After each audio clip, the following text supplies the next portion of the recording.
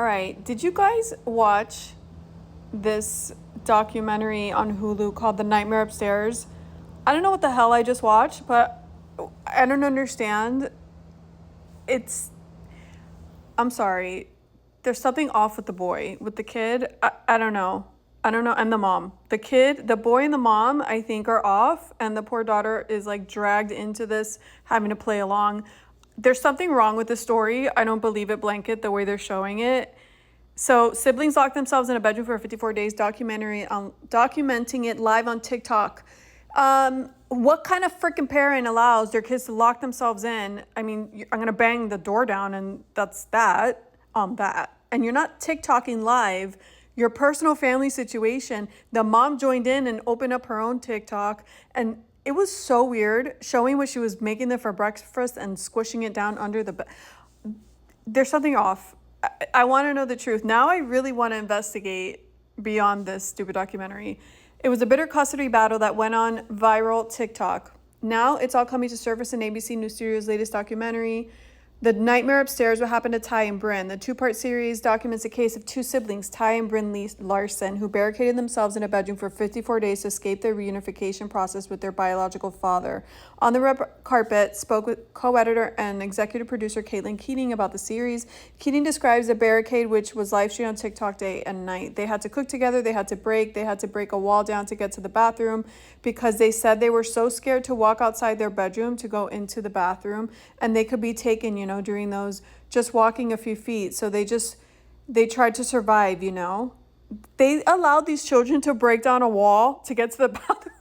I'm sorry. I know this is probably a hot take and everybody's on the kid's side, and I'm not on the kid's side or not on the kid's side. There's just something off. I just don't believe the story the way it's told. Before the barricade, Ty and Bryn accused their father, Brent, of sexual abuse, which he denied vehemently. The district attorney never charged him with a crime, yet the kid still did not want to end up in his custody. Keating explains how the unification process was meant to happen. After Brent was accused of abuse, he went to court and claimed parental alienation, saying that Jessica, his ex-wife, had essentially brainwashed, manipulated the children into being afraid of their father and coming forward with these allegations. And the judge during that time believed the father and did think that Jessica was alienating them. So that is when he said that there was going to be a minimum of 90 days of no contact with the mom and uninterrupted time with him. That's when the kids went live on TikTok to tell their story to over 1 million viewers. They gained a loyal following of people who were chiming in on their live streams, who were just supporting them, encouraging them. Without social media, the story wouldn't be what it is. I don't think family court is used to having social media be part of the big case and that they're dealing with. It's incredible and heartbreaking and so many different, things to think that it took this for these kids to go on social media, but they were finally heard. No, they weren't. They wanted attention. There's something off. I'm sorry. The last thing you think about is going on social media when you're going through stuff. I think there's a few scenarios. I think the mom apparently comes from a really hard upbringing, and the guy, so the husband, the ex-husband, the dad of these kids, I think he was controlling and probably a prick, right, in his marriage. So said the ex-wife and the second ex-wife. The second ex-wife didn't say she saw anything weird. She didn't say her kids said anything weird happened. So I'm thinking the ex-wife is just kind of freaked out by the whole thing, and he's a prick, so she doesn't put it past him. But just because you're a prick doesn't mean you're that. So I think the son seems like an entitled little brat, and I think he didn't want to go to his dad because his dad's probably a strict guy and doesn't let him get away with stuff and doesn't give him the stuff. His mom is obviously off, and she probably gives him whatever he wants and allows all this stuff, and he runs a house, so he doesn't want to go to his dad. Or he told the little girl, his sister, that maybe he brainwashed his sister to say, maybe the mom brainwashed his sister to say something, and then the son backed it up and then joined the ride. That's one scenario. I'm not saying that's what happened. Or if the father did actually do that, I don't know. I don't know what happened, but it just doesn't make sense to me. It just doesn't make sense to me because usually men that are like that, they don't stop there, and he would have touched his stepchildren or maybe some other children somewhere. And I think he's just a huge prick.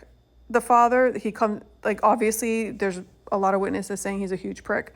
The mom, I was believing her until she joined, first of all, until she allowed her children to lock themselves in her home and break down a wall. I don't think so. Like, I don't think that's going to happen. You don't run this house. Second, when the mom joined TikTok and was getting on this bandwagon, I don't think so. And I think they did a GoFundMe. I don't know. There's something off. I feel like I just watched The Crazy Train and I'm so confused. And I think if he didn't do this, I feel really bad for the kids and their future. The stepfather adopted them. But, if that's their real dad, and if they're not going to have a relationship for the rest of their lives, it's going to be, I'm curious 10 to 15 years from now, the situation. That's what I want to know. When the son matures and the girl matures, and maybe if this didn't happen, and if it did, they won't ever talk to him again. But if it didn't happen, they'll come around, and that will be interesting. That's the more interesting part, because right now, I don't know what to believe, because this is so freaking confusing.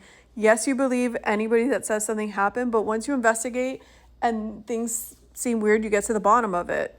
And I don't know, it just does seem weird. It's interesting too that the mom's new husband, they didn't talk to him at all to get his opinion on anything. He seems like a decent guy. So that's a little more confusing, because he looks like normal and decent. So if she's crazy off her rocker, I don't know. It doesn't make sense. There's something off.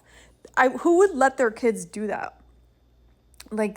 And weren't they supervised visits with the dad? So it's not like they were going to be alone with him. I don't know. It's very odd. This is the weirdest documentary I've ever